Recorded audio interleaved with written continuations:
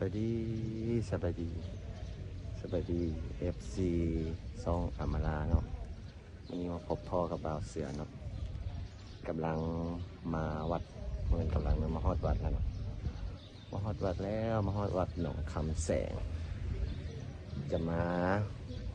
แก้บนแก้บามาขอพรน้ำพร้อมเนาะ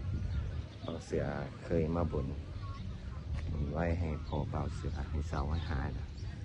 วันนี้เลยมาแก้บาเนาะวันนี้ก็ออกมากับหลานสาวคนหนึ่งลูกของน้องเมย์น้องสาวลูกของน้องเมย์มานำคนมานำขี่รถจักรมาขี่มอเตอร์ไซค์มาเนาะจากบ้านบ่าวเสือมาวัดหนองคำแสงกับประมาณ30 นาทีเนาะบ่าวเสือจะมาเก็บภาพบรรยากาศให้เบิ่งเนาะกำลังสิสร้างที่สร้างพนาทางกุฏิเพิ่นเนาะเก็บภาพบรรยากาศ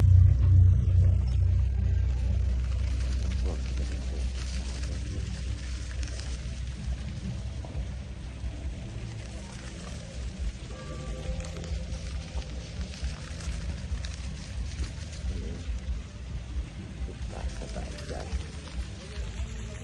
คนที่เข้ามาจะให้ได้โชคได้ลาภทุกคนเลยอยู่ดีเองทุกคนเนี่ยที่เข้ามาชมครับ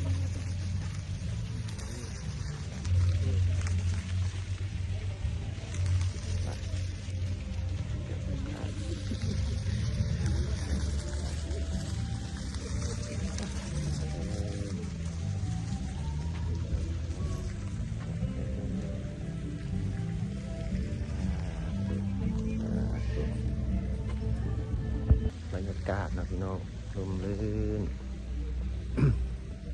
คนก็มาปล่อยสัตว์ปล่อยป่าลายวันเสาร์เนาะถึงมือพักเรียพักงานทุกคน